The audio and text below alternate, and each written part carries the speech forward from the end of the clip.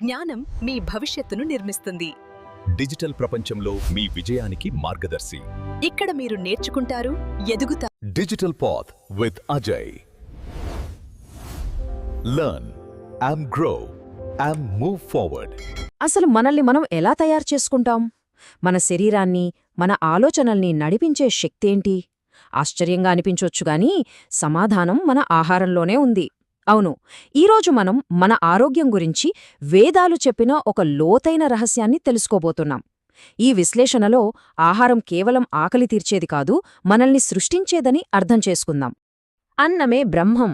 వేదాలు ఎంత స్పష్టంగా చెప్పాయో చూడండి.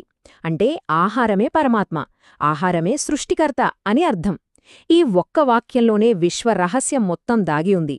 మనం ఏం తింటామో అదే మనమవుతాం. మన ఆలోచనలు, మన ఆరోగ్యం, మన చైతన్యం అన్నీ మనం తీసుకునే ఆహారం నుంచే రూపుదిద్దుకుంటాయి. సరే, ముందుగా అసలు మన జీవితంలో ఆహారం పాత్ర ఎంత ప్రాథమికమైనదో చూద్దాం. దీన్ని జీవానికి మూలం అని ఎందుకంటారో ఇప్పుడు మనం లోతుగా పరిశీలిద్దాం. తైత్తీరీయ ఉపనిషత్తులో ఎంత అద్భుతంగా చెప్పారో చూడండి. ఈ భూమి మీద ఉన్న జీవులన్నీ ఆహారం నుంచే పుడతాయి.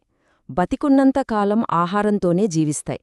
చివరికి మరణించాక మళ్లీ ఆహారంలోనే, అంటే ఈ పంచభూతాల్లోనే కలిసిపోతాయి. అంటే మన పుట్టుక, మన జీవితం, మన ముగింపు అన్నీ ఆహారంతోనే ముడిపడి ఉన్నాయి. ఇది కేవలం జీవనాధారం కాదు, జీవం యొక్క పదార్థమే. సరే, మనం తిన్న ఆహారం కడుపులోకి వెళ్ళాక ఏం జరుగుతోంది? అది కేవలం శక్తిగా మారుతుందా? కాదు, అది మన శరీరాన్నే నిర్మిస్తుంది.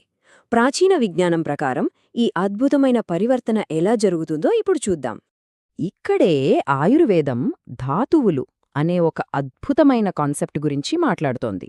ధాతువులు అంటే ఏంటంటే, మనం తీసుకున్న ఆహారంలోని పోషణ నుండి ఒకదాని తర్వాత ఒకటిగా ఏర్పడే 7 ప్రాథమిక శరీర కణజాలాలు.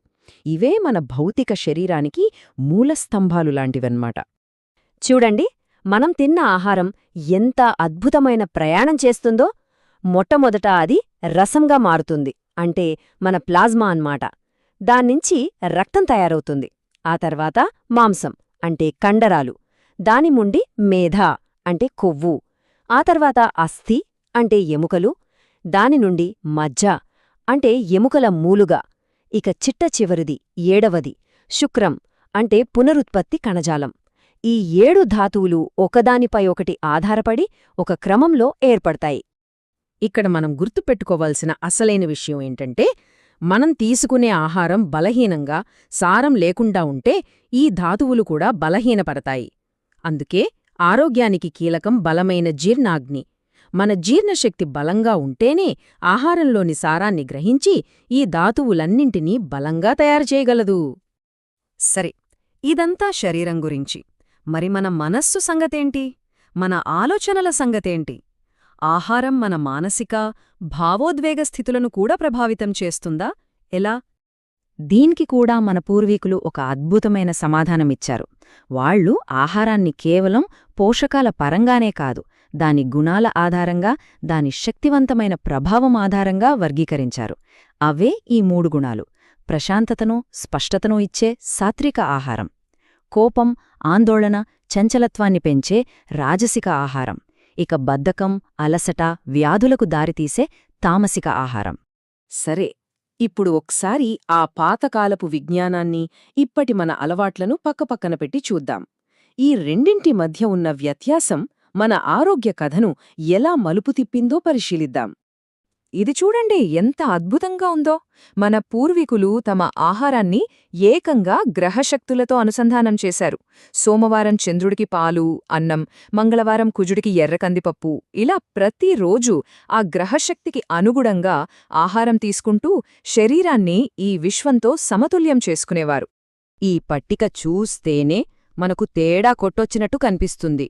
ఒకవైపు ప్రకృతి సిద్ధమైన, అప్పటికప్పుడు వండిన సంపూర్ణ ఆహారం, మరోవైపు refined sugar, packet foods, fast food, రసాయనాలతో నిండిన ఆహారం. ఎంత తేడా కదా! ఒకప్పుడు మన పూర్వీకుల జీవితం ప్రకృతి గడియారంతో పాటు నడిచేది. సూర్యోదయానికి ముందే నిద్రలేవడం, రోజంతా కష్టపడి పనిచేయడం, సూర్యాస్తమయానికి ముందే భోజనం ముగించడం. అందుకే వాళ్ళు చాలా తక్కువ రోగాలతో ఆరోగ్యంగా జీవించారు.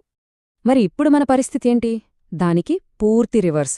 అర్ధరాత్రి దాటాక డిన్నర్లు, మొబైల్ స్క్రీన్ ముందు కూర్చొని భోజనం చేయడం, రసాయనాలు కలిపిన ఆహారం తీసుకోవడం, వీటన్నిటి ఫలితంగా ఒకప్పుడు అరుదుగా ఉన్న దీర్ఘకాలిక వ్యాధులు ఇప్పుడు సర్వసాధారణమైపోయాయి.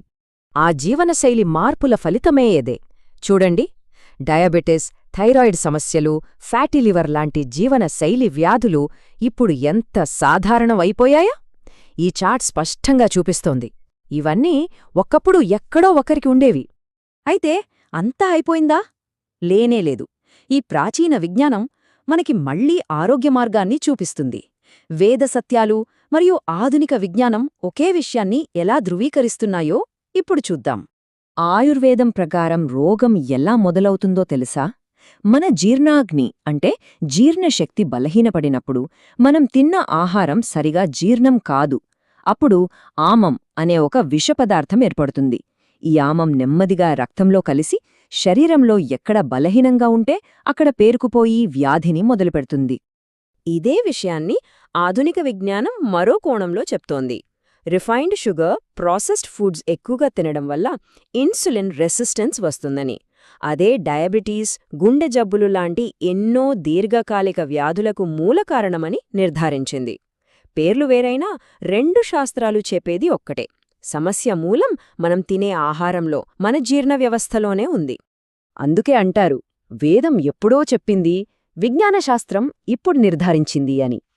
వేల సంవత్సరాల క్రితం మన ఋషులు తమ జ్ఞానంలో చెప్పిన సత్యాలు నేటి పరిశోధనల్లో నిజమని తేలుతున్నాయి. ఇది మన ప్రాచీన విజ్ఞానం యొక్క గొప్పతనం. మరి మన ఆరోగ్యాన్ని తిరిగి మన చేతుల్లోకి తెచ్చుకోవటమెలా?